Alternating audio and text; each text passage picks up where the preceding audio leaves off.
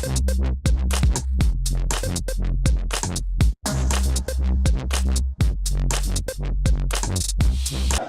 I have a boyfriend now, and we meet for coffee and stuff, and we meet at Panera quite often, and we met there, and he left, and a gentleman came up to me, and he said, your gentleman friend is gone now, and he just smells so nice, and I wanted to tell you.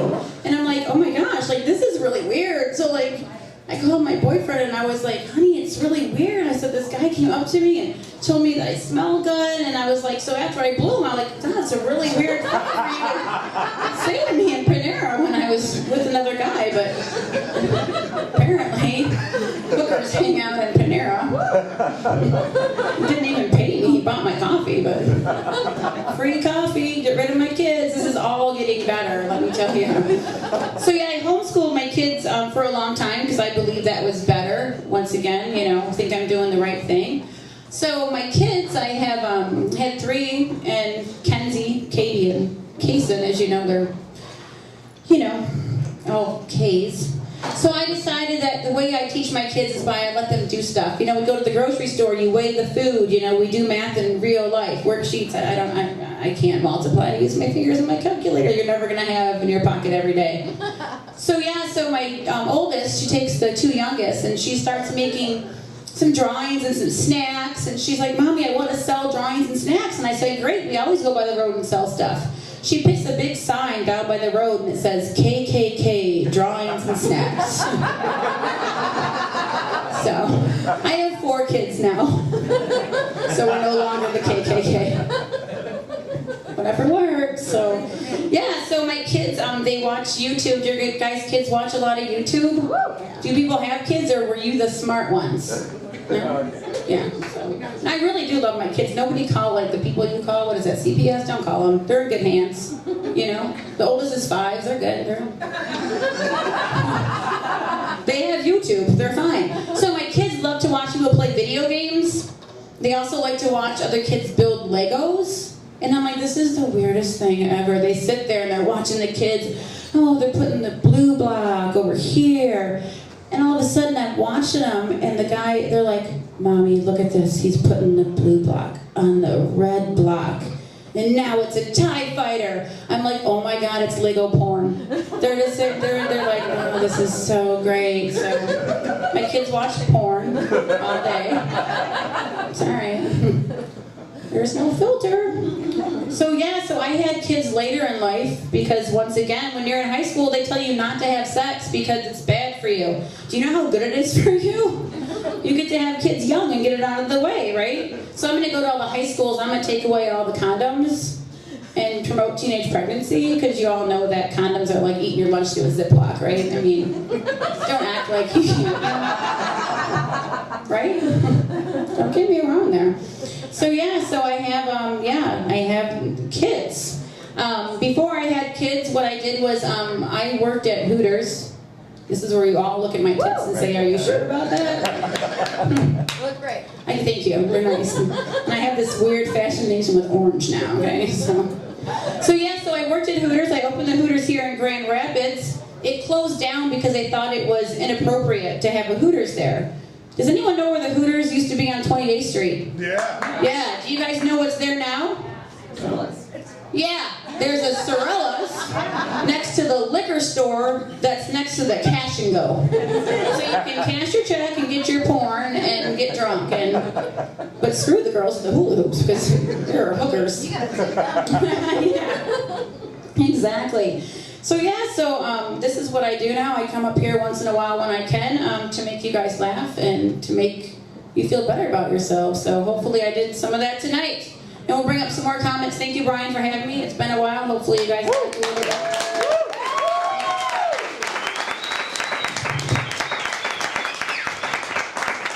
Everybody. Funny story how I first met Dee was at a Panera Bread, and I was smelling her yeast, and Brad, she had a sandwich, you sick fucks.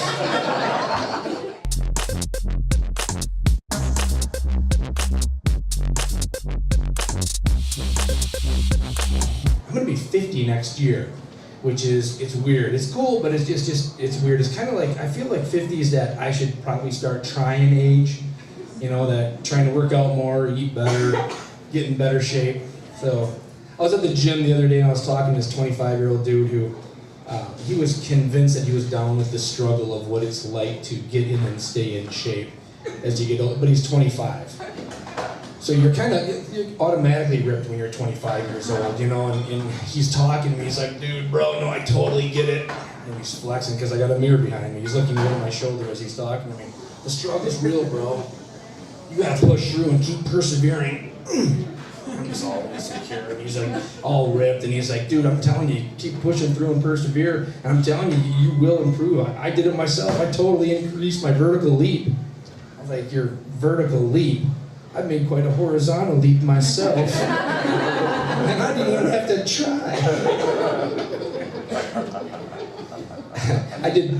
I did Weight Watchers a while ago, and that was fun. There was like 30 of us in the group, and I was the only guy, and I was the youngest person in the class by probably like 15 years.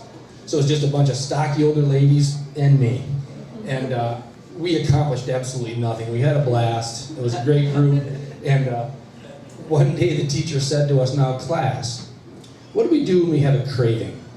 What do we do when we're craving a cookie? I'm like, a cookie? I don't think anybody in this entire class has ever craved a cookie. Maybe 8 cookies, maybe a sleeve, a row of Oreos. But a cookie did not land any of us here at Fat Camp. She goes, that's very funny, Bruce, but now class, what do we do?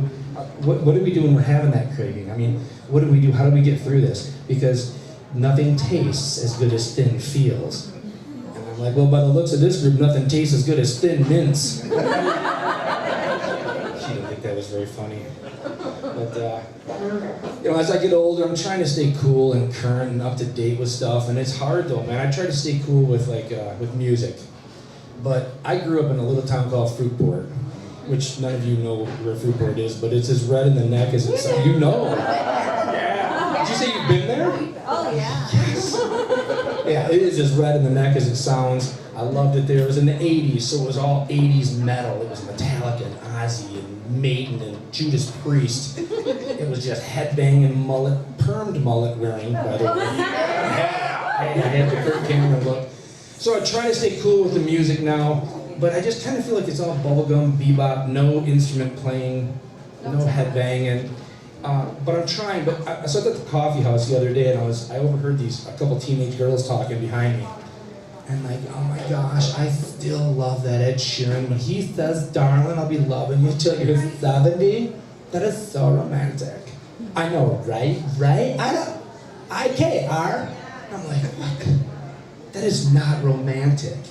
I'm almost 50 years old. If I said to my kids, I'm gonna love your mom another 20 years, I don't think that they would call that romantic. We live well into our 80s and 90s. Loving you to your 70 is not a love song. That's a heads up. Hashtag Ed Sheeran the jerk. Yeah. So I also try to stay cool and up to date on all the texting lingo, but that is not as easy as one would think. I mean, it's always the abbreviations and I make the mistake of writing out complete sentences and spelling words correctly and not abbreviating everything, but I'm trying. So I texted my daughter the other day. I was like, hey baby, I got a huge phone. Hey baby girl, what you doing? Hey baby girl, what you doing? She goes, nothing daddy, I'm at the school RN. Well, I freaked out because to me RN means registered nurse. I didn't know it also means right now. So I panicked. I'm like, what do you mean you're at the school RN? Are you hurt? Do you need me to come get you? What is wrong? And she goes, Daddy, IDK, what you mean? IDK, what does IDK mean? She goes, I don't know. I'm like, well, if you don't know, how am I supposed to know? That's my time, guys. Thank you, I appreciate it.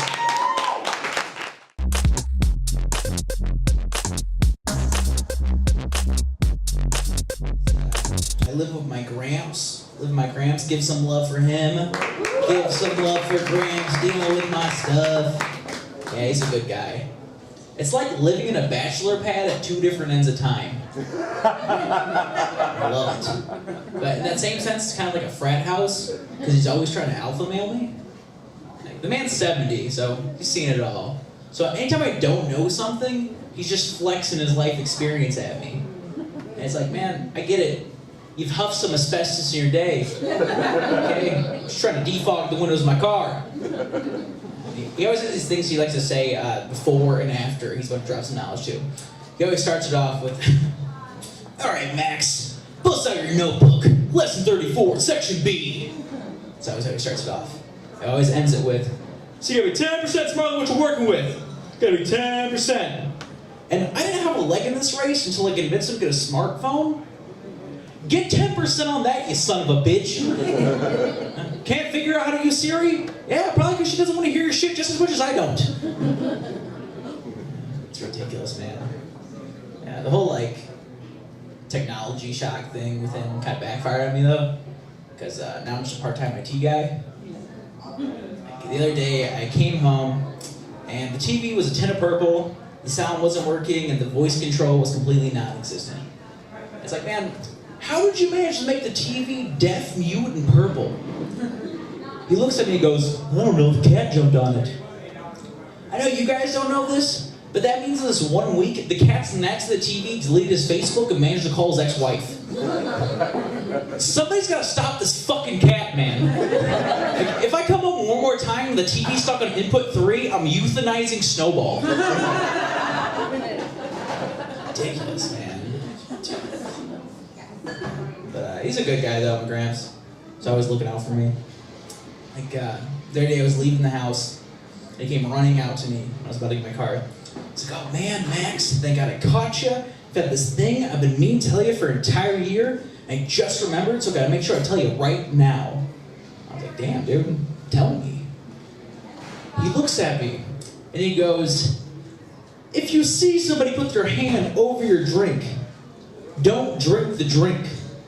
There's drugs in it, and they're trying to drug you. Guys, this means my Gramps was fixated for an entire year about warning me about getting roofied, and didn't even use the proper terminology.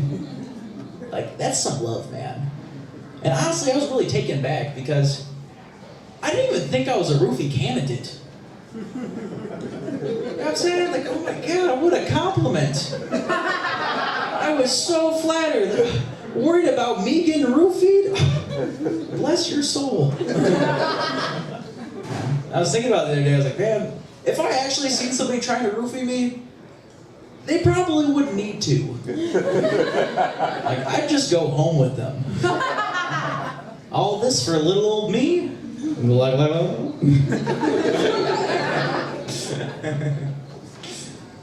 but, I haven't got roofied yet, though, guys. I've not got roofied. But I did go home with somebody the other night. Give me some love for that. Show some love. Hard out here in these streets. But, so you know what happens. You know, I go home with somebody and start fooling around. You know, when I was yodeling down the old cavern. Oh my God. Yodeling. But for the life of me, though, guys, like, I just could not get this chick off, man. Like, I was trying, I was scuba Steveing it. It was just not happening, man. It was not happening. That's an image. It is an image. You should have been there. It was a good time. It was like, I would call that. Yeah, so like, finally gets to the point, she was like, man, come on. Yeah, that's what my Gramps busted him. He's like, Max, give me 10% smarter than what you're working with. Yeah, I got 10%. Alright guys, my name's Max. Thank you so much. Get up to your host, Brian Borbot.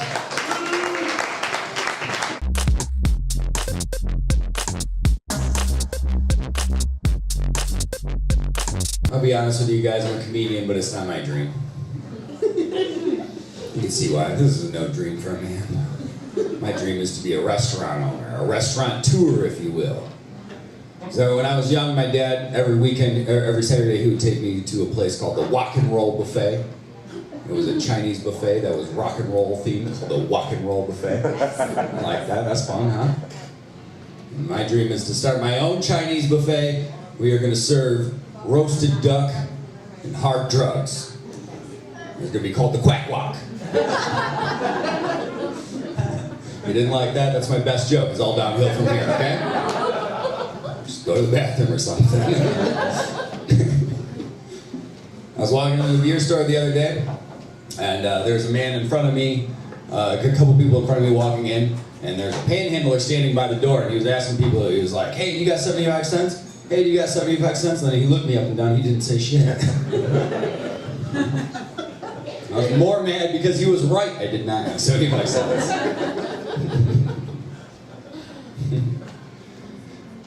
You guys, I write inspirational sayings.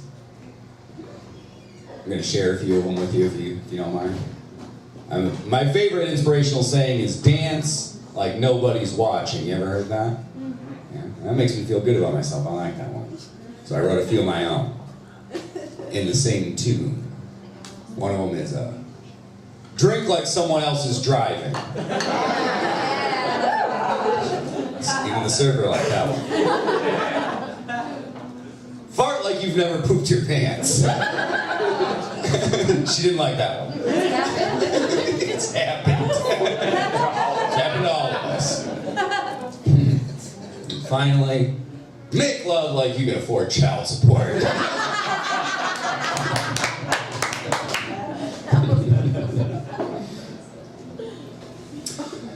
I grew up in the 90s, and I feel like people my age kind of romanticize the 90s. They look back at it with rose-colored glasses a little bit, you know. We got 90s nights go on, people dress up like it, they play the music and everything. I don't know. What I remember about the 90s is it was pretty boring. People will talk about, like, oh, before smartphones, life was simpler, you know. Remember the Rugrats and Notorious B.I.G. and all that. It's like, yeah, I can look at all that shit on my smartphone. I don't know. This is no commercials.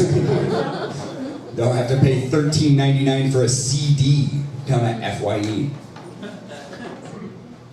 You know what I remember about the 90s? Littering. Littering was huge in the 90s. They had commercials. They had commercials on TV that would be like, hey guys, please stop littering. And people were like, fuck that. What are you talking about? You guys don't believe me. Yeah, some of you won't laugh because you did it too. I can see it. I remember this specifically. My aunt used to give me a ride to school in the morning, and one time we were at 28th and Division. That's a huge intersection, tons of people, rush hour traffic. She stops the car. She just empties out like 19 McDonald's bags. Oh no. Yeah, exactly. Nobody gave a shit. There was like 40 cars around there. Nobody said anything. In the 90s, if you saw someone doing that, you wouldn't get mad. You'd just be like, oh shit, I got a bunch of stuff in my car too. Fucking get this out of here. Imagine if you tried to do that today. You empty about a bunch of trash out of your car. 28th and Division, 40 other cars around you. Someone would pull out their phone, they'd like start filming you, they'd take a water bottle, fucking whip it back in your head. Post it on YouTube and get like 90 million views. People are like, you're a piece of shit, I hope your kid dies, you know? Imagine you try to do that back in the 90s. You get your big 90s camera. Hey man, I don't think that was pretty cool. You know what would happen then? They'd call you gay. Just another thing they did in the 90s. Call you gay for caring about the environment. Now is this what's happening at these 90s nights everyone's raving about? Throwing trash on the ground, calling each other gays? Because if it is, I do want to go. I kind of miss that. That's what they should do at these 90s nights, you know, the themes, like 90s night, you can just throw trash on the ground, say whatever you want, no one gets mad. Retard, midget, it's all cool. No one will get mad. 80s night, you can drive your car drunk as a fuck, blow cocaine. The police pull you over, they're like, where are you coming from? And they're like, you're all over the road, man. It's like, I was coming from 80s night, there was a flock of seagulls covered, man. And they're like, all right, drive home safe. Sorry I said gay earlier, I felt you guys tensing up. But it was 90s night, so go fuck yourself. I don't have anything against gay people. Actually, I have one thing against gay men, is that now that I'm 30, they don't hit on me anymore. Yeah, they don't. Used to. Not anymore. You guys don't believe me? I used to be something to look at. Old gay guy at the bar, he might buy me a drink, not no more. I I've been going to this bar since I turned 21. It's a bar called the Meanwhile. And there's been a guy there ever since I turned 21. His name was Mr. Henderson. He's an old man. He was probably 70 at the time. He's probably 80 now. He still goes there. And Mr. Henderson, what happened, he would just go and he'd buy like the young guys' drinks. You know, every once in a while you go up to pay the tab, buy a beer, and they'd be like, "Oh, Mr. Henderson got you." He'd be at the end of the bar like,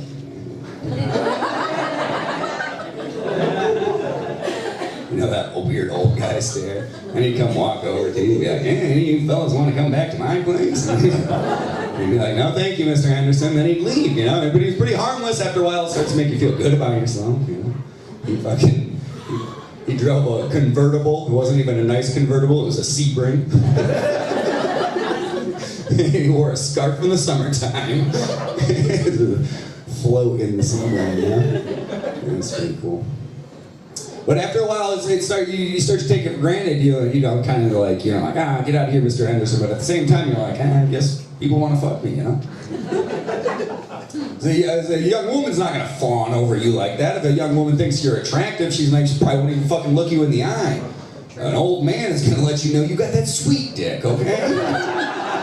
You know you're looking good. And so I was at the Meanwhile not long ago, and I saw Mr. Henderson there, and I see him, he's chatting up some young guy, looks like a football player or something. I'm like, Mr. Henderson's at it again. He's got another one, you know. It's been about 3 fucking years since he's bought me a beer. What the fuck's going on? Like, not good enough for Mr. Henderson anymore? Come on. Now what I'm trying to say is if there's any crusty old gay guys in here, would you please hit on a man in his 30s? Come on, it'll make his whole week. He might even go home with you.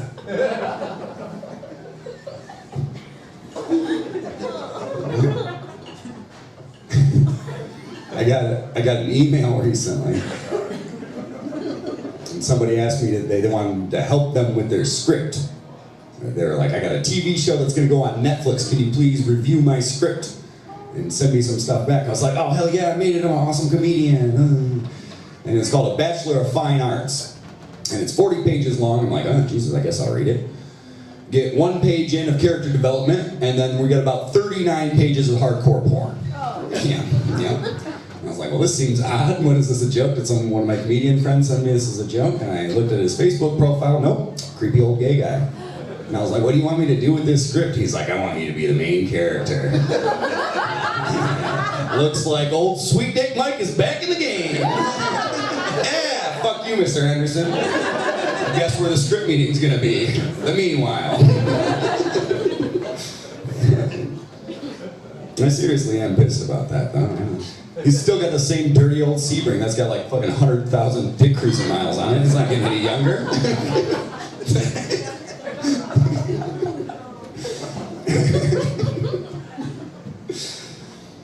I listened to a radio station in town that actually recently they shut it down. It's called 94.9.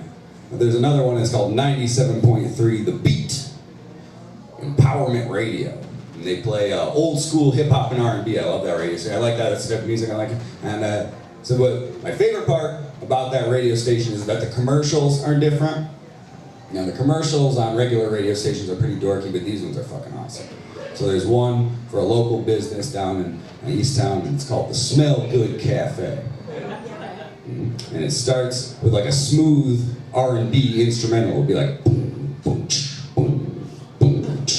And a guy with a deep Isaac Hayes voice coming in, and he's like, come on down to the Smell Good Cafe. We've got oils, colognes, perfumes, shea butter. But then in between all of that, there's a lady who pipes up and goes, that smell good. It's my favorite commercial. I love that commercial.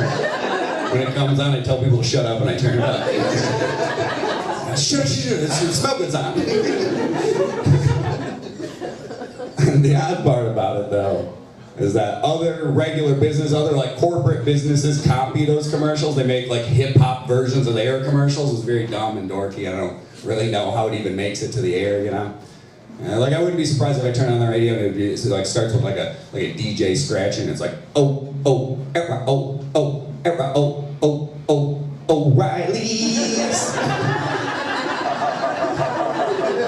Ooh, auto ports.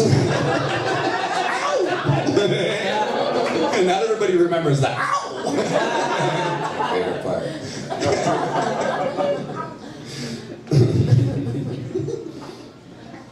So, ow! Just keep doing that. That's gonna be like my like Ric Flair has woo. Ow! You guys can probably tell I smoke a lot of weed, right? Huh? Yeah. It's kind of strange that the more you smoke weed, the more you start to look like it. You know. I never tried to look. For a long time, I thought I was fooling people. I never tried to look like this. Accepted it now. I never sat down and was like, I want to have long hair and a mustache. You know, it just happened. It just happened. I am a stoner, definitely a stoner, but I don't like other stoners. Because other stoners talk about weed too much.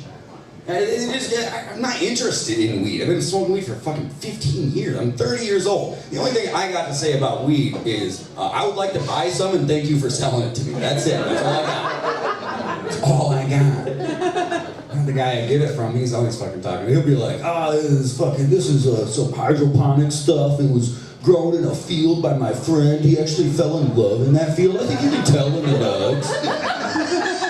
Fuck up, dude. Gotta listen to this for 45 minutes while he plays Madden. Just give me my weed, man. Come on. I'm glad it's legal now, mostly so this motherfucker can stop pretending that it's medicine. Come on. Who are we fooling with this? Nobody else talks about medicine like this. Nobody ever says, give me $40 worth of the medicine. When you go into fucking CVS, you go into like a Walgreens or something, you go into the pharmacy, you've never heard the guy in the white coat, he never goes up to you and be like, oh man, we got a real good batch of medicine, you want to try some out? Let's do some. Got that OG cushion moxicillin, let's try it out, dude.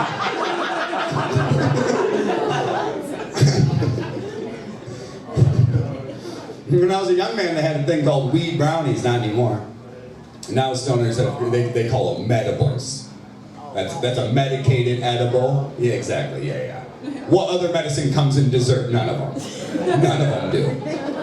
And your friend, you're like, we're not fooling anybody. Your friends come over on your birthday and they're like, oh Mike, we made you medicated brownies for your birthday. You're like, oh shit, you put my Claritin in there? There's that fucking cat at me and I'm petting them all night. No sniffles! Rub them on my face. It's the best birthday ever, dude. It's really not all fun on the internet, especially being a comedian. You make jokes on the internet sometimes that people don't understand. People don't always share your sense of humor. And you don't know who's going to see it. You don't know how they're going to read it. You don't know if they're going to be offended by it. And so I posted a throwback picture of me last year, and I said, wow, before my mustache, I was really looking like a lesbian. Because it is true, and it's not that offensive. It's very true. It still is pretty true. I look like the last guy you date before you start exclusively dating women, okay? It's the long hair and soft skin. That's training wheels for being a lesbian. See if you like it. I posted this online, and a lady got very mad at me. She posted rage comments, that's when you don't even do one comment, you do like 7 in a row that are all the same thing. She was like, I can't believe you'd say something like this. What does a lesbian look like? What does a straight person look like? What does anybody look like? Jesus, I'm not trying to deal with this. Just trying to make a joke, so I just turned my phone off, pretend I didn't see it, But then when I turned my phone back on, my friends had taken care of it for me. It was way worse. They were not as nice as I would have been about it. Because under what does a straight person look like, they put a picture of the pro wrestler Razor Ramon. He was all oiled up in his underwear with tassels and stuff. And then under what does a lesbian look like, they just put my profile picture. Alright, you guys, that's it for me. My name is Michael Kessler. Come out if you can on Wednesday, April 17th. I will be in the funniest person in Grand Rapids. Give it up for your host, Mr. Brian D. one time.